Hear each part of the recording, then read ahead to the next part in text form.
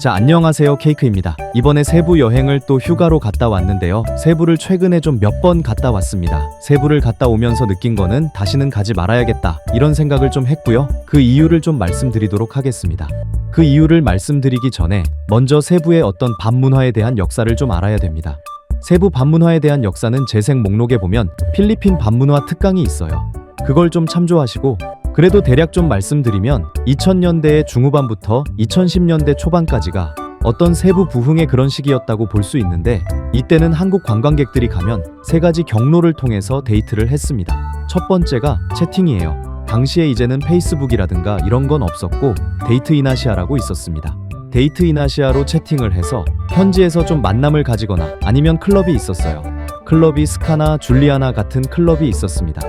로컬 클럽이고 한국 유학생만 조금 알고 한국 분들은 잘 몰랐어요. 그래서 특히 이스카라는 클럽에서는 KTV 여성들이 한두 시쯤 끝나면 다 여기로 또 출근합니다. 그럼 가보면 대부분의 테이블이 현지 여성으로 되어 있고 관광객들은 별로 없었습니다. 그래서 관광객들이 가면 굉장히 대접을 받았던 그런 시기죠. 그 다음에 KTV는 제규어 아레나라는 큰 KTV가 있어서 굉장히 유명했고, 가면 50명에서 100명 정도가 있어서 여러분들이 충분히 즐길 수가 있었습니다. 그런데 이제 2010년대 초반이 넘어가면서 중국이 어떤 경제적인 성장을 이루면서 중국 관광객들이 대거 들어오기 시작합니다. 그래서 2010년 정도에 제가 한번 스카클럽을 다시 갔더니 그때 중국 사람들이 바깥 테이블의 클럽 바깥 테이블을 쭉 한 20명 넘게 떼거지로 앉더니 클럽 안에 여자들을 다 밖으로 불러내라고 하더군요. 물론 클럽에 오신 여성분들의 대부분이 KTV에 다니던 걸들이긴 했지만, 그래도 그 여성들은 어쨌든 클럽에는 일반인 신분으로 왔는데 중국 사람들이 와서 다 끄집어내라, 우리랑 술 먹자 이렇게 한다는 것 자체가 황당하고, 그거에 또 클럽에서 어떤 임직원들이 맞춰주고 있더라, 그겁니다. 그래서 그때부터 저는 세부는 다시는 오면 안 되겠구나 했는데, 그 다음에 안 갈 때 소식을 들어보면 물가가 상당히 오르고 중국인이 장악했다 이런 이야기가 들렸습니다.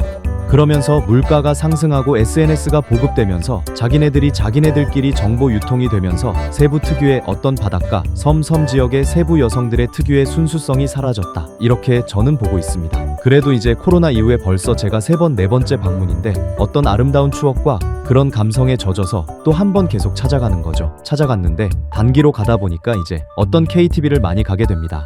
현재 상황을 보면 한국 관광객이 급속도로 줄긴 했어요. 코로나 이후에. 그래도 현재에는 아직까지도 연간 작년 기준으로 150만 명 이상이 필리핀을 방문하고 있고, 그 중에 100만 명 가까이가 또 세부를 방문하고 있습니다.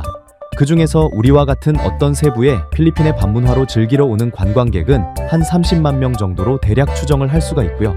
그럼 반면에 KTV 상황은 어떠냐?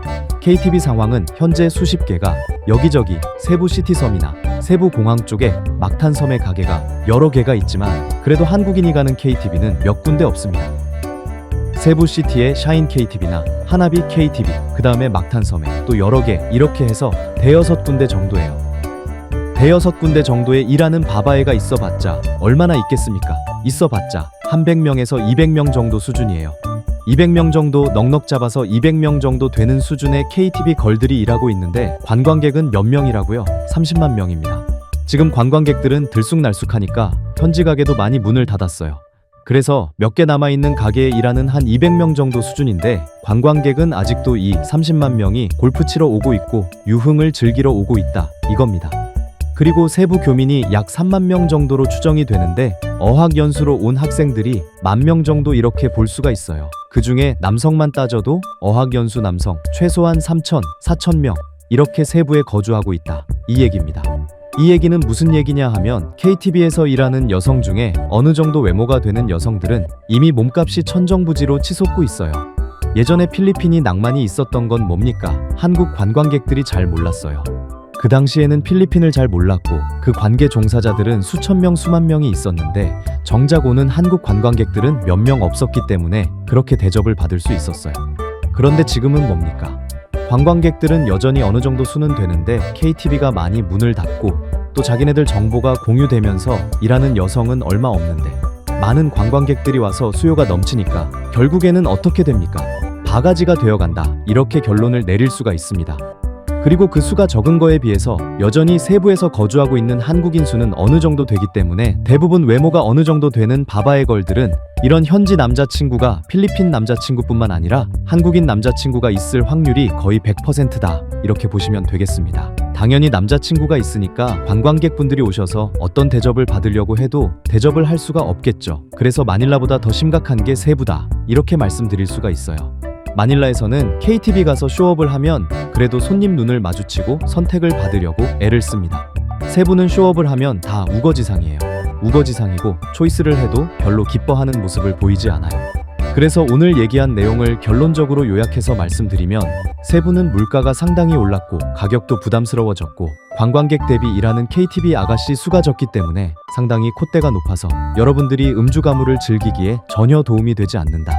그래서 제가 마닐라 편에서 저번에 말씀드렸듯이 마닐라도 전혀 메리트가 없어졌다. 이렇게 말씀드리겠는데 체감적으로 말씀드릴 때 마닐라보다 2배 더 갈 필요가 없는 지역이 바로 세부 지역입니다. 물론 세부 지역이 천연자원이 아주 좋고 바닷가가 아주 발달돼 있고 리조트가 많고 이러한 것들이 많기 때문에 어떤 휴양이라든가 서핑이라든가 아니면 호핑이라든가 잠수 다이빙 이런 것들을 즐기러 가시는 거는 저는 아직도 추천합니다. 아주 좋은 지역이라고 생각되지만 유흥으로 만약에 여러분들이 밤문화를 겪기 위해서 가고 싶어 한다면 세부는 절대 피해야 할 그런 곳이라고 말씀드릴 수가 있습니다.